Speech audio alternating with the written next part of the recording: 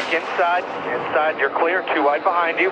Watch your top here. There you go. Clear by 1. Now half. You see the line in turn 1 there, 3-4 wide, but they search immediately to get to that resin. That dark spot on the racetrack where you see right here in 3 and 4. Look up high. That is the resin, that dark spot on the track. That's where a lot of grip is. And you've seen everybody just search for it lap 1, which is a little surprising. Sometimes it takes 2 or 3 laps before drivers look to get up there. You know, something I'm very curious to see is, you know, where the car is going to live longer. You know, if you run the bottom, you run the racing. I think that right now everyone is going to school trying to learn where the car is going to be better in the short run, and also where the car is going to be able to make it last, make it live for longer as the run goes on. Yeah, I think a lot of times you just go wherever your car handles the best, right? Wherever, like whatever tire you're using the least amount, and trying to use the fronts and the rears equally so it doesn't build tighter or build looser as the run goes. You see the 2 there up in the fence, a little bit too high. Sheldon Creed, who won the Camping World Truck Series race here a couple of years ago and picked up the championship contact with the wall. It seemed like he hit it that hard. I think he's going to be okay. These composite bodies, we talk about it all the time, how tough they are. Let's see what happened.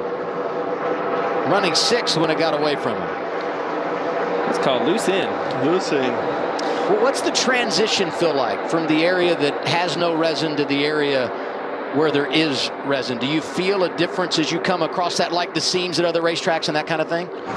Yeah, I mean, it's as you go into the corner, I mean, it's like you're a little loose and then you get in it and it grips up and you're like, all right, I'm good. But if you carry it a little bit too far and too much speed, you get over where the grippy part is into where the track's still not clean, it's dirty. And that's where you get yourself in trouble there if you just send it in a little too much arc and a little too much speed. Here we see Ty. He's down on the bottom. He's trying to find that paint. There's a little bit of grip on that paint as well. So it's kind of, you want to be at the extremes, the top or the bottom.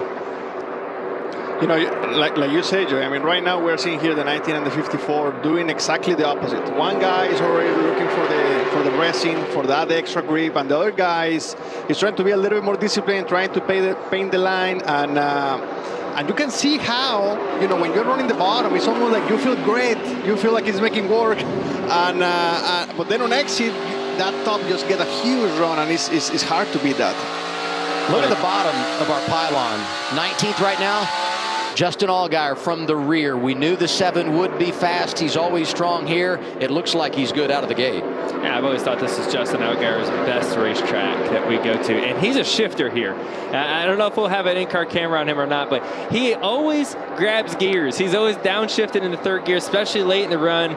Nobody shifts more than Justin at this racetrack. And he uses it as a tool, right? He uses it to be able to pivot his car, you know, maybe be able to slow down the car a little bit, get a straighter launch, and be able to, you know, get a little bit more acceleration with the higher gear ratio.